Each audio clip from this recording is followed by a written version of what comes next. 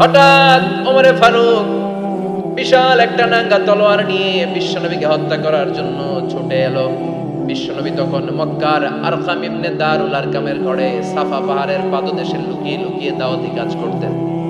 আশেপাশে সাহাবীরা বসা। বিশ্বনবীর চাচা হামজা ইবনে আব্দুল মুত্তালিব বললেন, নবী তাড়াতাড়ি পালিয়ে যান, ওই যে দেখা যায় ওমরে ফারুক তলোয়ার নিয়ে আপনারে মারতে আসছে। বিশ্বনবী বললেন, চাচা সরে যান, সাহাবীদেরকেও সরে যেতে বলেন, দরজাটা খুলে দেন, ওমরকে আসতে দেন। আমার তো মনে হচ্ছে ওই যে তাহাজ্জুদের নামাজ পড়ে আল্লাহর কাছে কেঁদে কেঁদে আমি দোয়া করেছি, আমার দোয়াটা আজকে কবুল হতে চলেছে। আমার তো মন বলছে আল্লাহ দোয়াটা কবুল করবে, দরজা খুলে দেন। ওমর ফারুক চলে আসলেন, এসে তলোয়ার রেখে দিয়ে আঙ্গুল উঁচু করে বললেন, আশহাদু আল্লা ইলাহা ইল্লাল্লাহ আশহাদু আন্নাকা মুহাম্মাদ রাসূলুল্লাহ। কি আল্লাহর জ্যোতি এসে ওমর ফারুকের হৃদয়টাকে নুরানি করে দিল। এই তলোয়ার রেখে ঘোষণা দিলেন, আশহাদু আল্লা ইলাহা ইল্লাল্লাহ ওয়া আশহাদু আন্নাকা মুহাম্মাদ আবদুল্লাহি ওয়া রাসূলুহু। বিশ্বনবী খুশি হয়ে গেলেন। ফাতারদা ওয়ালা সাওফা ইউতিকা রাব্বুকা ফাতারদা। ও নবী, অচিরে এমন এমন জিনিস একটার পর একটা আমি আপনারে দান করব, এগুলো পেয়ে আপনি খুশি হয়ে যাবেন গো নবী।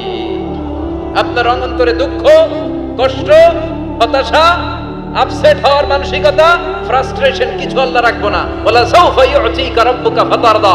অচিরে এমন এমন জিনিস আমি আল্লাহ আপনারে দেব, আপনি খুশি হয়ে যাবেন। ওমরে ফারুকের ইসলাম ধর্ম গ্রহণ করানোর মাধ্যমে বিশ্বনবীর মনটারে খুশি করে দিল কে? ফাতারদা। বিশ্বনবী খুশি হয়ে গেলেন। পাইছেন আল্লাহ কিভাবে বিশ্বনবীরে খুশি করে? সুবহানাল্লাহ পড়বেন না? এরপরে বিশ্বনবী মক্কা থেকে তায়েফে দাওয়াত দিতে গেলেন। কোথায়? হজ উমরা যারা করেছেন 70 থেকে 75-80 কিলো দূরে পাহাড়ি পথ বেয়ে বেয়ে উঠতে হয়। 6-7 হাজার ফিট উপরে পাহাড়ের উপরে তায়েফের শহর, তায়েফ সিটি।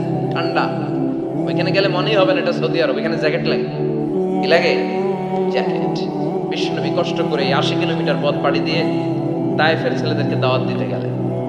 কিন্তু বিশ্বনবীর দাওয়াতি এই ডাকে, এই আহ্বানে তারা সাড়া দেয় নাই। বিশ্বনবীর এই দাওয়াতকে তারা রিজেক্ট করেছে। বিশ্বনবীকে পাথর মেরেছে, বিশ্বনবীর মোবারক দেহটাকে রক্তাক্ত করেছে। আমার নবীর এই সুন্দর দেহটা বেয়ে বেয়ে ঝরঝর করে রক্ত ঝরেছে। তায়েফের মাটি সাক্ষী, তায়েফের পাথর সাক্ষী। 3টা জায়গায় বিশ্বনবী বেহুশ হয়েছে। এখনো ওখানে গেলে স্থানীয় লোকরা বলে, বংশ পরম্পরায় ওরা জেনে এসেছিল যে এই জায়গাগুলোতে বিশ্বনবীকে আঘাত করা হয়েছে। এখনো লোকজন দেখায়, এখানে পড়েছিল বিশ্বনবী, ওখানে পড়েছিল, ওখানে পড়েছিল, ওই খেজুর বাগানে বিশ্বনবী লুকিয়েছিল, আজও ওখানে খেজুর বাগানই করে রাখছে। আল্লাহু আকবার বলেন। খেয়ে না খেয়ে দিন প্রচারের কাজে নিজেকে দিয়েছ বিলিয়ে, তায়েফের কাফিরেরা চিনল না সে আলো, দুষ্ট ছেলেদের পিছু দিল লেলিয়ে, পাথরের আঘাতে ক্ষত বিক্ষত হয়ে সারা শরীর থেকে রক্ত ঝরে। এ রাসূল তোমাকে ভুলি আমি কেমন করে, হাজার ব্যথা বেদনার পরে ফিরে আসনি তুমি আপন ঘরে।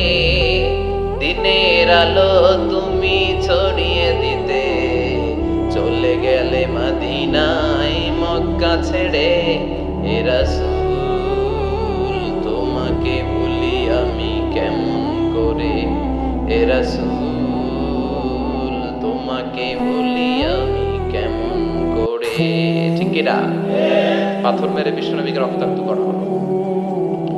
বিশ্বনবী রক্তাক্ত। বিশ্বনবীর সাহাবা সাইয়েদনা যায়েদ রাদিয়াল্লাহু তাআলা কুয়া থেকে পানি এনে বিশ্বনবীর গা থেকে রক্তগুলো ছেড়ে ফেলে দেয়। বিশ্বনবীর গায়ের মধ্যে পানি দিয়ে হাত পাগুলো ধুইয়ে দেয়। বিশ্বনবী কাঁদে, কাঁদে। রহমতের নবী কাঁদে, আরেকজনের জন্য কাঁদে, নিজের কোনো লাভ নাই।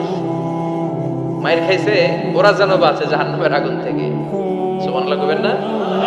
ওদেরকে বাঁচাইতে আসছিল জাহান্নামের মায়ের থেকে, জাহান্নামের শাস্তি থেকে ওদেরকে বাঁচানোর জন্য নবী মায়ের খেয়েছে। চিল্লায় এখন ঠিক কি না?